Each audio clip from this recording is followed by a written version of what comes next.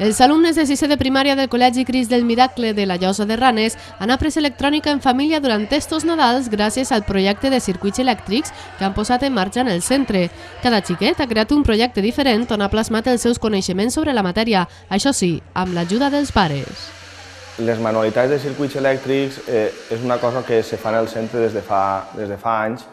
Enguany han pensat explicar-ho i manar-ho a fer en Nadal, perquè és quan les famílies tenen un poc més de temps per a dedicar als xiquets, de les xiquetes, i poder-los ajudar un poquet en aquestes tasques, perquè nosaltres el que hem fet bàsicament ha sigut explicar com funciona un circuit elèctric, quins components han de portar, els han donat exemples, els han guiat un poc, però la faena ha sigut d'ells.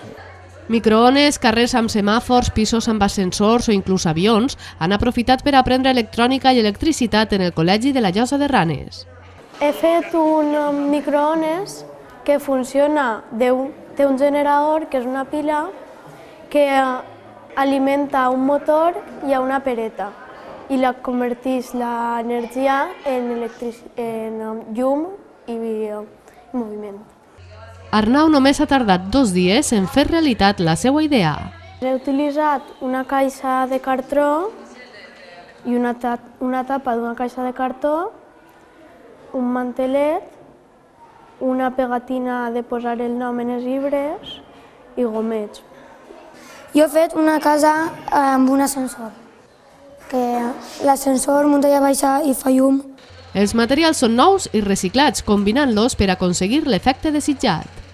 Una taula d'un joc de hoquei, la partida per la meitat, goma eva,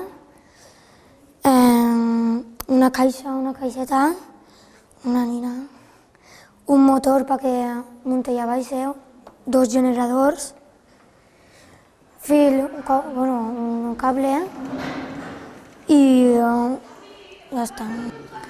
Jo he comprat aquestes tauletes i he retallat amb retisores, goma eva i ho he decorat.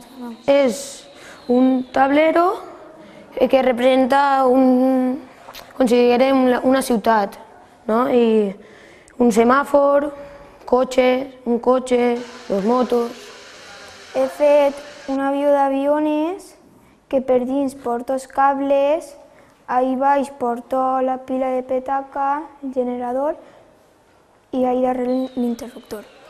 Corxo, goma eva, un motor d'un cotxe teledirigit, un dibuix d'un raig i cable i el generador.